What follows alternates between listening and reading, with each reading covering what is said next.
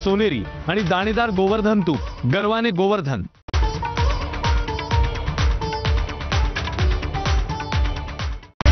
Headlines brought to you by Chitale बंधू।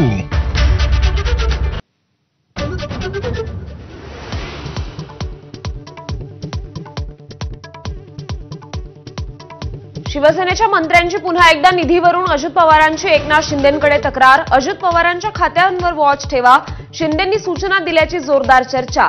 तर बिनधास्त वॉच ठेवा, अजित पवारांचं उत्तर।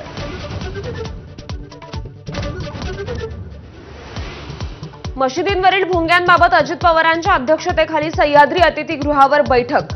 मुस्लिम नेत्यांच्या शिष्टमंडळासह पोलीस महासंचालक आणि मुंबई पोलीस आयुक्त राहणार उपस्थित।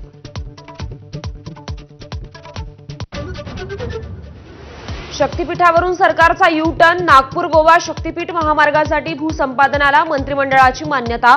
मंत्रिमंडळ बैठकीत प्रकाश आंबेडकर, हसन मुश्रीफांनी व्यक्त केली नाराजी।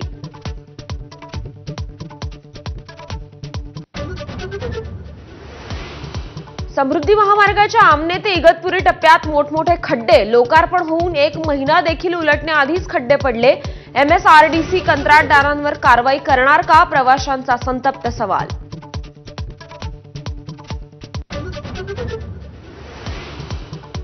तत्कालीन पंतप्रधान इंदिरा गांधींनी लागू केलेल्या आणीबाणीला 50 वर्ष पूर्ण। भाजपकडून संविधान हत्या दिवसाचं आयोजन, ठिकठिकाणी पत्रकार परिषदा।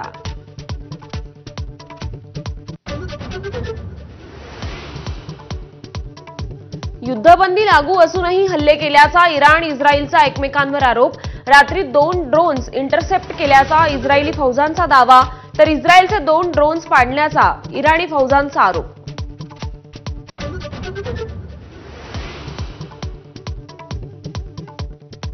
अमेरिकेच्या हल्ल्यात इराणचे जमिनीखालील आण्विक तळ उद्ध्वस्त झालेच नाहीत। अमेरिकन मीडियाचा दावा, हल्ल्याआधीच इराणनं युरेनियमचा साठा हलवल्याचं वृत्त।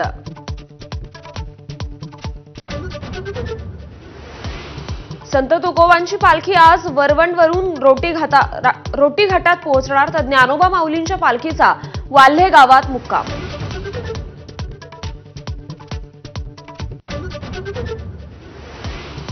लीड्स कसोटीत यजमान इंग्लंडची बाजी, भारतावर 5 विकेट्सने मात। बेन डकेटची 149 धावांची खेळी निर्णायक, इंग्लंडची मालिकेत 1-0 अशी आघाडी।